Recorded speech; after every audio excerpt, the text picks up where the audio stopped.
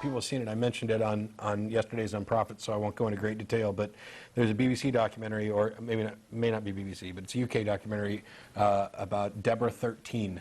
If you haven't seen it, you can watch it online. I recommend it, but if you're an emotional type, bring a box of Kleenex, and if you're people who are prone to being upset, you might not want to watch it, because I was pretty pissed. What's it about? A 13-year-old fundamentalist kid in the UK who's being homeschooled and brought up in a family of this, and who at the end of the, well... So it's like Jesus camp in that respect? In some aspects it was better, and in some aspects it was worse. It just drives me crazy to see people turn their kids into... Little robots, huh?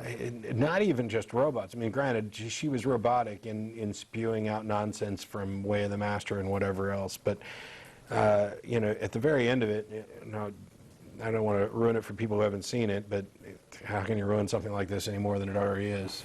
She's basically in tears and overwhelmed because we're all pitiful, worthless, wretched, vile sinners who deserve to be tortured forever in hell, including her.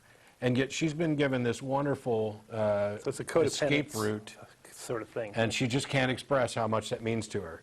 How dare you? I mean, you know, let's give parents autonomy, and they can teach kids, by and large, whatever kind of crazy shit they want to.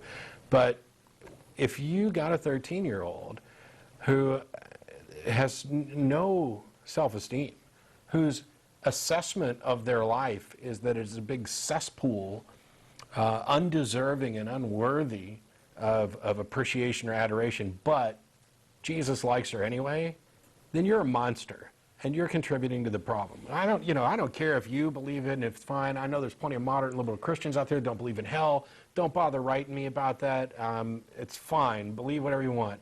I know there are plenty of theists out there, Christians of different stripes, who don't teach their kids that.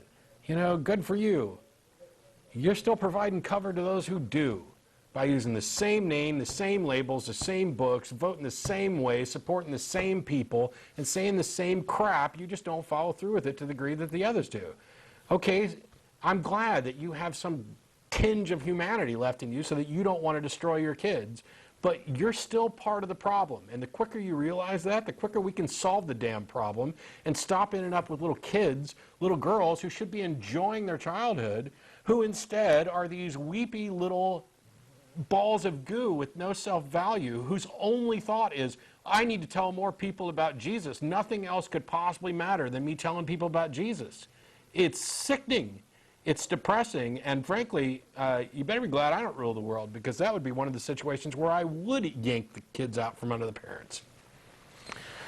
And not too many places where I would cross over that line and step in. You know, keep your kids happy and healthy, teach them what they need to know to get by, and you and I got no problem. But it is sad. It's infuriating. But yeah, we saw some of that on the Jesus camp where these kids are getting that was indoctrinated. bad too. Yeah, it's just sad. And they were basically treated as tools. You know, you're going to go out and be the warriors for God, sort of thing. Yeah, jihadist for Jesus. She goes to visit her brother. Just watch it. Yeah. Okay. It's sad. Sad. Across the world.